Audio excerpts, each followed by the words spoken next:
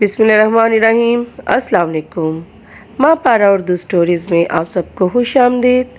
اور جو میرے چینل پر نئے ہیں ان سب دوستوں سے گزارش ہے کہ وہ میرے چینل کو سبسکرائب کر دیں اور میری نیو ویڈیو اپڈیٹس کے لیے بیل آئیکن کے بٹن کو پریس کرنا نہ بھولیے گا۔ شکریہ۔ اس نے پردہ ہٹا کر کھڑکی سے باہر جھانکا۔ سامنے نظر آنے والے منظر کو دیکھتے ہی اسے جھرجھری سی آ گئی۔ چاند کی ہلکی سی روشنی میں رہائشی علاقے میں موجود ایک پلاٹ پر قائم وہ چھوٹا سا قبرستان بہت عجیب لگ رہا تھا۔ رمیسا نے گھبرا کر کھڑکی کا پردہ چھوڑ دیا۔ ویسے بھی آج نوید کی نائٹ ڈیوٹی تھی۔ ایسے میں گھر کی تنہائی اور کچھ دیر پہلے دیکھا گیا منظر اس کی گھبراہٹ میں مزید اضافہ کر گیا۔ اس نے گھڑی میں ٹائم دیکھا، ابھی صرف 12 بجے تھے۔ آج مالا واک کرنے اوپر نہ آئی تھی ورنہ اس کا وقت اچھا گزر جاتا۔ ویسے بھی جب سے سرد موسم کی اندھیری راتیں شروع ہوئی تھیں مالا اوپر کم ہی آتی تھی، کیونکہ اسے سردیاں کچھ خاص پسند نہیں تھیں، جبکہ رمیسا تو اس سرد موسم کی دیوانی تھی۔ تھوڑی دیر بستر پر بیٹھ کر اس کا خوف قدرے کم ہوا۔ اس نے کمرے سے نکل کر باہر جھانکا تو اماں ہاجرہ اپنے کمرے میں سونے جا چکی تھی۔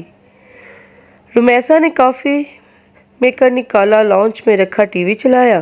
ٹی وی کی آواز نے گھر میں پھیلی خاموشی کو ختم کر دیا۔ وہ نہایت اطمینان کے ساتھ کافی بنا کر ٹی وی کے سامنے آ بیٹھی جہاں کوئی ٹاک شو چل رہا تھا۔ ٹی وی دیکھتے دیکھتے اسے ٹائم کا پتہ نہیں چلا اور وہ وہیں صوفے پر سو گئی۔ رمیسا کی 6 ماہ قبل شادی ہوئی تھی اور وہ رخصت ہو کر نوید عالم کے ساتھ اس فلیٹ میں رہ رہی تھی، کیونکہ اس کی ساس اپنے بڑے بیٹے کے پاس لندن رہتی تھی، جبکہ نوید محکمہ گورنمنٹ کا ایک اعلیٰ سرکاری آفیسر تھا، جس کے باعث وہ اپنی نوکری چھوڑ کر لندن جانے پر آمادہ نہ تھا۔ یہی سبب تھا جو وہ اپنا آبائی گھر کرائے پر دیکھ کر خود یہاں شہر کے ایک مہنگے علاقے کے فلیٹ میں رہائش پذیر تھے، جہاں رمیسا کو اور تو کوئی مسئلہ نہ تھا سوائے اس خالی پلاٹ کے جو اس کے بیڈ روم کی کھڑکی کے عین سامنے تھا۔ اس پلاٹ کے چاروں طرف باؤنڈری وال کے علاوہ ایک بڑا سا گیٹ بھی تھا۔ اس پلاٹ کے اندر چھوٹی چھوٹی قبریں تھیں۔ اماں ہاجرہ نے بتایا کہ یہ ہندوؤں کا قدیمی قبرستان ہے۔ چونکہ یہ علاقہ پہلے آباد نہ تھا لہٰذا قبرستان بنا دیا گیا، مگر وقت اور ضرورت کے ساتھ بڑھتی ہوئی آبادی کی وجہ سے قبرستان کے آس پاس کئی منزلہ بلڈنگیں بن گئیں، مگر اس پلاٹ پر موجود وہ قبرستان آج بھی اپنی جگہ موجود تھا۔ یہ قبرستان کم از کم رمیسا کو ضرور پریشان کر رہا تھا، جبکہ اماں ہاجرہ اور نوید کو اس سے کوئی مسئلہ نہ تھا اور نہ ہی کبھی کسی اور بلڈنگ والے نے شکایت کی تھی۔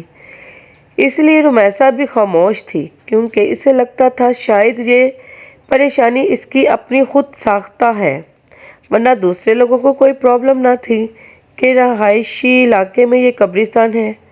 شکر ہے تم آ گئی، ورنہ میں تو چھت پر اکیلے اکیلے واک کر کر کے بور ہو چکی تھی۔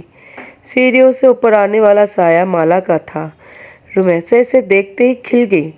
رمیسا نے دیکھا اس کی سفید رنگت میں قدرے پلاہٹ کھلی ہوئی تھی۔ وہ اپنے چہرے سے بیمار اور تھکی تھکی لگ رہی تھی۔ رمیسا نے پوچھا، طبیعت کیسی ہے تمہاری؟ بہتر ہے، مالا کا جواب ہمیشہ اتنا ہی مختصر ہوتا تھا۔ پھر بھی اس کا ساتھ رمیسا کو کافی اچھا لگتا۔ وہ کافی کم گو سی لڑکی جو شاید فرسٹ فلور کے کسی اپارٹمنٹ کی رہائشی تھی۔ یہاں شفٹ ہونے کے بعد پہلے دن رمیسا اوپر واک کرنے آئی تو وہاں مالا پہلے ہی موجود تھی۔ دبلی پتلی سی یہ لڑکی رمیسا کو دوستی کے لیے اچھی لگی، مگر ان دونوں کی دوستی صرف چھت تک ہی محدود تھی۔ نہ کبھی مالا نے اسے اپنے گھر آنے کی دعوت دی اور نہ رمیسا اسے اپنے ساتھ نیچے لے کر گئی۔ وجہ شاید ٹائم تھا جو اوپر واک کے دوران اتنا زیادہ ہو جاتا کہ رمیسا کو اپنے گھر لے جانا اچھا نہ لگا۔ مونگ پھلی کھاؤ گی؟ واک کے دوران رمیسا اپنے ہاتھ میں پکڑا گرم مونگ پھلی کا لفافہ اس کی جانب بڑھایا۔ سوری، میں مونگ پھلی نہیں کھاتی۔ عجیب لڑکی ہو تم یار، کچھ بھی نہیں کھاتی؟ ना मूंगफली, ना रेवड़ी, ना ही कोई ड्राई फ्रूट, यहाँ तक कि भुने हुए चने भी नहीं खाती। रुमैसा जब भी इसे कोई चीज़ खाने को देती तो वो हमेशा इनकार कर दिया करती। रुमैसा को एहसास हुआ कि माला शायद हिंदू है, इसलिए किसी मुसलमान के हाथ का नहीं खाती। उसने इतने माह में आज तक माला से कभी इसके मज़हब के मुतालिक ना पूछा था, क्योंकि इसे अच्छा ना लगता था। हालांकि कई बार इसका दिल चाहा कि वो इससे इस कब्रिस्तान के बारे में पूछे, जो इसके घर के करीब ही था। फिर ये सोचकर कि कहीं इसे कोई बात बुरी ना लग जाए, वो खामोश हो जाती। अचानक काले रंग का बड़ा सा बिल्ला इनके सामने आ खड़ा हुआ, जो अपनी गहरी नीली आंखों से इनकी जानिब ऐसे घूर रहा था कि वे दोनों खौफजदा हो गईं। जबकि माला तो वैसे भी बिल्लियों से डरती थी, जिसका अमली मुजाहिरा कई बार रुमैसा देख चुकी थी। ये कहाँ से आ गया? वो टूटा फूटा जुमला अदा करती रुमैसा के पीछे इस तरह छुप गई। रुमैसा ने चप्पल उतारकर बिल्ले की जानब फेंकी। वो फौरन पीछे की जानब भाग गया। इसके भागते ही माला ने सीढ़ियों की जानब दौड़ लगा दी। रुमैसा ने पीछे जाकर इसे रोकने की कोशिश की, मगर वो सीढ़ियाँ उतरते ही ऐसे गायब हुई कि रुमैसा को अंधेरे में नजर न आई। माला के इस तरह खौफजदा होकर भागने में वो दिल ही दिल में हंस दी और नीचे उतर आई। जाने क्यों आज रुमैसा का दिल चाह वो माला से इसकी ज़ाती ज़िंदगी के मुतल्लिक कोई सवाल करे। शायद लाशौरी तौर पर उसके अंदर ये ख्वाहिश जाग रही थी कि वो जाने माला कौन है। 4 माह से इनकी मुलाकात तकरीबन रोज़ छत पर इस तरह होती, मगर वो ये ना जानती थी कि माला इस बिल्डिंग के कौन से फ्लोर पर रहती है, वो क्या करती है, शादीशुदा है या नहीं। ये सोचकर उसने आज अपनी गुफ्तगू का आगाज़ माला की ज़ाती ज़िंदगी का इरादा करते हुए पहला सवाल पूछा, तुम्हारे घर में और कौन कौन होता है? मतलब? चलते चलते रुककर माला ने हैरत से कुछ इस तरह रुमैसा को देखा कि वो भी थोड़ा सा गड़बड़ा गई। मतलब है कि तुम अकेली रहती हो? आई मीन तुम शादीशुदा हो या नहीं? उसके सारे जुमले का एक लफ्ज़ में जवाब देखकर वो इस तरह आगे की तरफ बढ़ी कि उससे मज़ीद कुछ पूछने की ख्वाहिश रुमैसा के अंदर ही दम तोड़ गई। वो बोली, मैं फर्स्ट फ्लोर फ्लैट नंबर 103 में रहती हूँ। रुमैसा के खामोश होते ही शायद माला को अपनी गलती का एहसास हो गया, इसलिए वो पलट कर उसकी जानिब आते हुए आहिस्ता से बोली। इस टाइम आसमान पर ज़ोर से बिजली चमकी, साथ ही बादल के गिड़गिड़ाने की आवाज़ जैसे ही माला ने सुनी, वो बच्चों की तरह घबरा गई। रुमैसा ने देखा, खौफ से इसकी रंगत जर्द पड़ गई थी। वो बोली, मुझे बारिश बिल्कुल अच्छी नहीं लगती, बहुत डर लगता है। बारिश में भीगने से ऐसे महसूस होता है जैसे मेरा सारा जिस्म जल रहा है। पानी की बूंदें मुझे आग की तरह महसूस होती हैं। आपको पता है आग में जलना कितना होलनाक होता है, उसका तस्वर ही मेरे सारे जिस्म में कपकपी तारी कर देता है। आज पहली बार रुमैसा ने इसको इतना बोलते सुना था, मगर वो क्या कह रही थी रुमैसा बिल्कुल समझ ना पाई। इसकी ज़ुबान से निकलने वाले बेरब्त जुमले कभी कभी तो रुमैसा को ऐसा महसूस होता जैसे वो पागल है। जीते जी खुद को आग में जलते देखना, खूबसूरत जिस्म का आग की शोलों की नज़र हो जाना, कभी देखा है आपने? इसी पल बादल एक बार फिर से गरजे। माला इसका जवाब सुनने बगैर सीढ़ियों की जानब भागी, जबकि पीछे खड़ी रुमैसा में इतनी हिम्मत न हुई कि आवाज़ देकर वो माला को रोक सके। 1 हफ्ते से ज़्यादा हो गया था माला छत पर न आई थी। वैसे भी पिछले हफ्ते से बारिशें हो रही थीं। चूँकि वो और बहुत सारी चीज़ों की तरह बारिश से भी डरती थी, इसलिए वो ऊपर न आई थी। मगर अब 2 दिन से बारिश बिल्कुल ख़त्म हो गई थी, फिर भी वो ऊपर न आई। जब शाम में नवीद के साथ बाहर जाते हुए उसने बेख्तियार रुककर फ्लैट नंबर 103 पर नज़र डाली, जहां बड़ा सा ताला अंधेरे में भी नज़र आ रहा था। इसका मतलब ये हुआ कि वो कहीं गई हुई है। ये सोचकर वो नीचे उतर गई और फिर गाड़ी में बैठते हुए उसने पहली बार नवीद से माला का जिक्र किया। क्या वो लड़की हिंदू है? नाम से तो ऐसा ही लग रहा है। पता नहीं, मैंने कभी पूछा नहीं, मगर शायद वो फ्लैट नंबर 103 में रहती है। वो काफ़ी दिनों से ऊपर नहीं आई। Flat number 103। नवीद ने हैरत से दोहराया। तुम्हें शायद गलतफहमी हुई है, क्योंकि वहाँ तो कोई भी नहीं रहता। वो फ्लैट एक लंबे अरसे से खाली है। अच्छा, फिर हो सकता है कि मुझे सुनने में गलती हुई हो। नवीद वहाँ पिछले 1 साल से रह रहा था, इसलिए वो रुमैसा के मुकाबले में बेहतर जानता था कि आस पड़ोस में कौन कौन रहता है। और फिर घर वापस आते ही वो अम्मा हाजरा से माला के मुतल्लिक पूछ बैठी। पता नहीं बेटा, मैं तो घर से सिर्फ सौदा लेने के लिए बाहर जाती हूँ, और आस पड़ोस में मेरी किसी से ऐसी दोस्ती कहाँ जो मैं किसी के बारे में कुछ जान सकूं। इनका जवाब बिल्कुल दुरुस्त था। वो तो सारा दिन घर में ही रहती थी। रुमैसा की समझ में ना आया कि वो माला के मुतालिक किससे पूछे। फिर सोचा हो सकता है 1-2 दिन तक वो खुद ही ऊपर आ जाए, मगर ऐसा भी ना हुआ। ये सोचकर वो एक दिन अम्मा हाजरा को लिए नीचे फर्स्ट फ्लोर पर आ गई, जहाँ आमने सामने कई फ्लैट बने हुए थे। यहाँ हर फ्लोर पर 10 फ्लैट थे। फर्स्ट फ्लोर के 103 फ्लैट के अलावा तकरीबन सब में ही लोग आबाद थे। इसकी समझ में ना आया कि वो किसका दरवाज़ा बजाकर माला के मुतल्लिक सवाल करे। कुछ देर वो खड़ी सोचती रही, फिर नीचे उतरकर मेन गेट की जानब आ गई, जहाँ मौजूद सिक्योरिटी गार्ड अच्छी तरह पहचानता था। जैसे ही रुमैसा इसके साथ जा खड़ी हुई, वो जल्दी से उठता हुआ बोला, अस्सलाम वालेकुम बाजी, खैरियत है? वो बोली, दरअसल मुझे एक लड़की के बारे में जानना था। लड़की के बारे में? अब्दुल ने हैरत से इसे पहले देखा और फिर अम्मा हाजरा को। हाँ अब्दुल भाई, फर्स्ट फ्लोर पर एक दुबली पतली सी लड़की रहती है, जो रोज़ाना छत पर मेरे साथ वॉक करने भी आती है। मगर वो काफ़ी दिनों से नहीं आ रही। अब्दुल ने पूछा, क्या आप इसका नाम जानती हैं? उसका नाम माला है, गोरी सी है, बहुत लंबे बाल हैं। बहुत लंबे बालों वाली लड़की तो मैंने यहाँ कभी नहीं देखी। हाँ, फैसल साहब की बेटी है, फ्लैट नंबर 107 में। नाम तो मुझे उसका नहीं पता, लेकिन बाल काफ़ी लंबे हैं। एक दफ़ा ऐसे ही मेरी नज़र पड़ गई थी। आप वहाँ जाकर पूछ लें, शायद वो आपकी मुश्किल हल कर दें। अब्दुल की बात सुनते ही वो वहाँ नहीं रुकी, बल्कि तेज़ तेज़ चलती फर्स्ट फ्लोर फ्लैट नंबर 107 के सामने आ खड़ी हुई और बिना सोचे समझे बेल पर हाथ रख दिया। कौन? दूसरी तरफ दरवाज़ा खोलकर बाहर आने वाली एक 40 से 45 साल औरत थी, जो रुमैसा को अपने सामने देखकर थोड़ा सा हैरान हुई।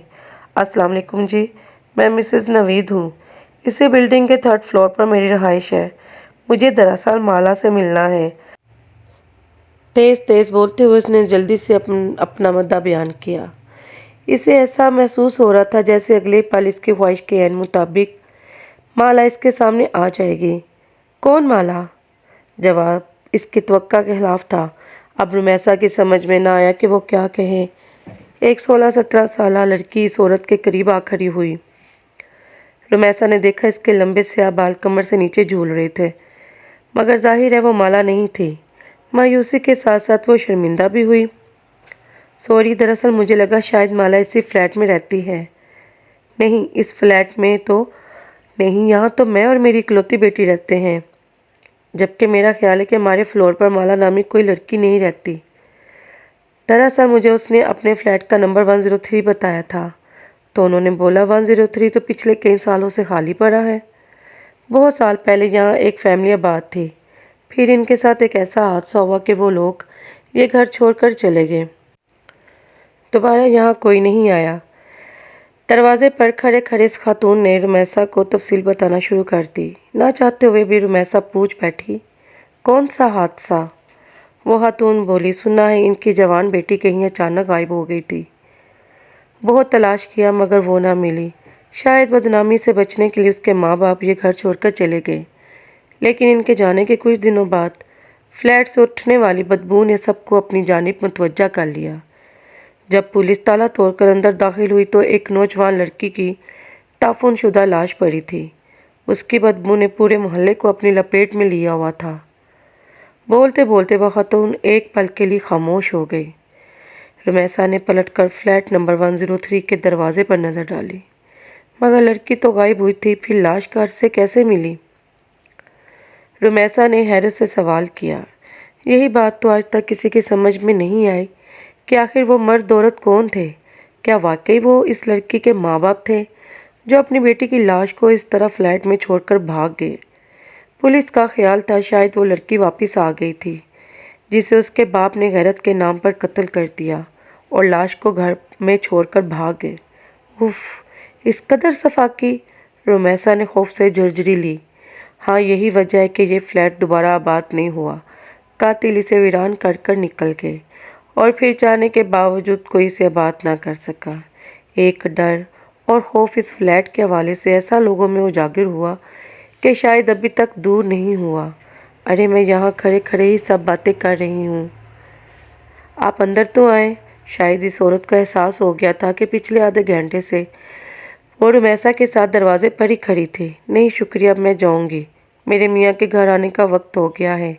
माजरत करती हूँ। रुमैसा ऊपर आ गई और फिर कई दिन लग गए रुमैसा को वो कहानी बुलाने में जिसके मुताबिक फ्लैट से जवान लड़की की बदबू वाली लाश मिली थी और शायद इसके इस तरह मारने में सगे बाप का भी हाथ था। दुनिया इतनी जालिम होती है, ये बात इसे चंद घंटे पहले ही पता चली, जिसे वो आने वाले कई दिनों तक सोच सोच कर बेहाल होती रही।